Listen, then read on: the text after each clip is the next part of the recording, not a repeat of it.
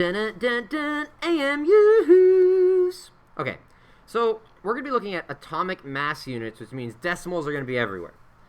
Now, what we just came from was the idea that whenever we write out a element, we have a specific way of doing that. Like this is carbon 6 or carbon 12 here. It's carbon, so it has 6 protons, and that's carbon 12, different than carbon 13 or carbon 11.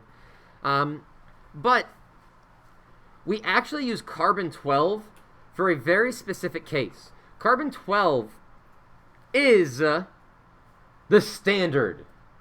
And as the Steelers like to say, the standard is the standard. Carbon 12 is our definition of an atomic mass unit. Because carbon 12 equals exactly 12.0000, zeros out forever, atomic mass units, which we just write as a small u. Sometimes you'll see them listed as AMU, but we're just going to list them as a small u. Okay?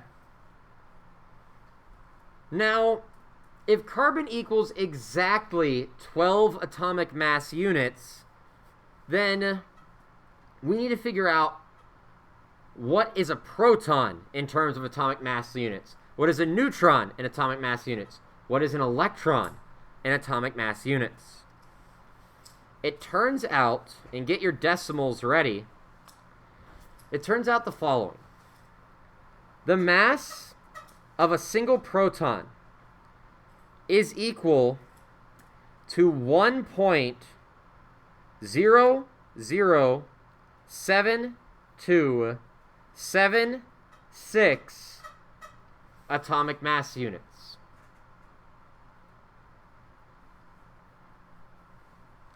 Now, a little bit ago, we said that the mass of the proton, 1.67 times 10 to the negative 27 kilograms, was equivalent to the mass of the neutron, 1.67 times negative 27 kilograms.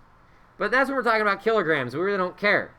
When we start doing nuclear stuff, we do care. The mass of a neutron is not actually equal to the mass of the proton. They're close.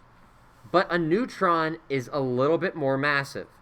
It's 1.008665 AMUs, or atomic mass units. Just a little bit more massive. And for our electron here, this is going to be 0.000549 atomic mass units. A very small amount. In general, this means that 1 AMU is equal to 1.66054 times 10 to the negative 27th kilograms.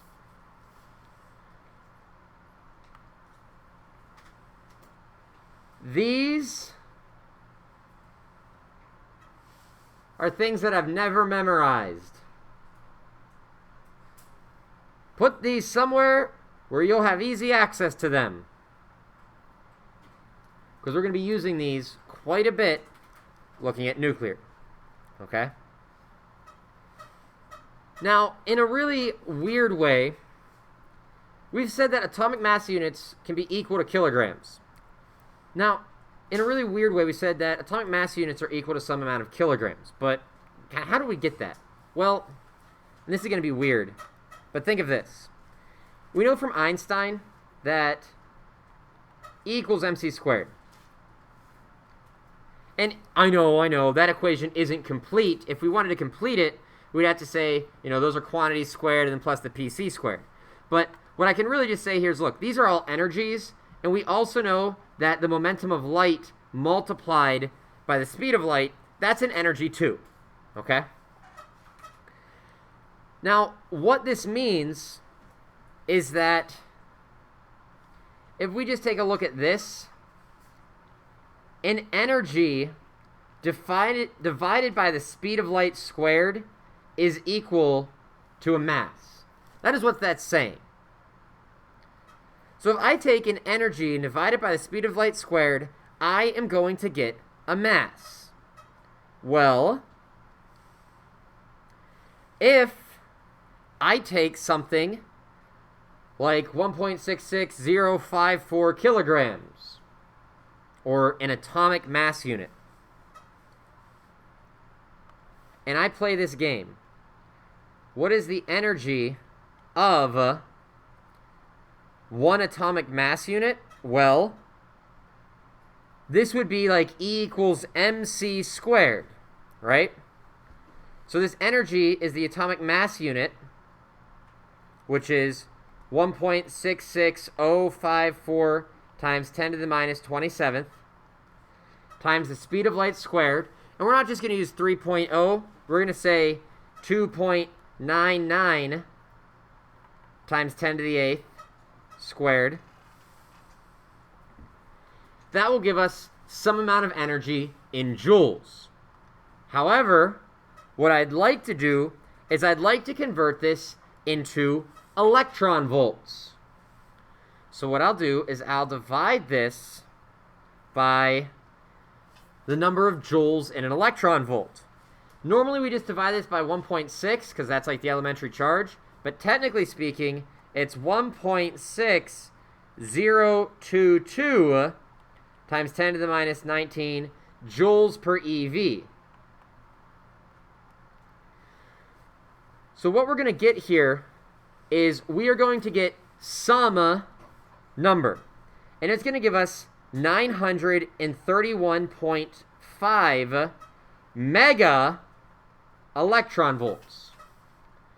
That's how much energy is in one atomic mass unit.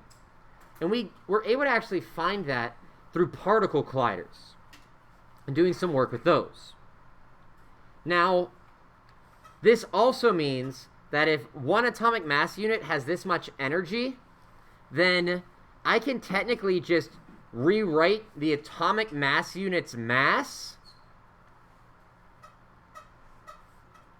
by dividing this by c squared.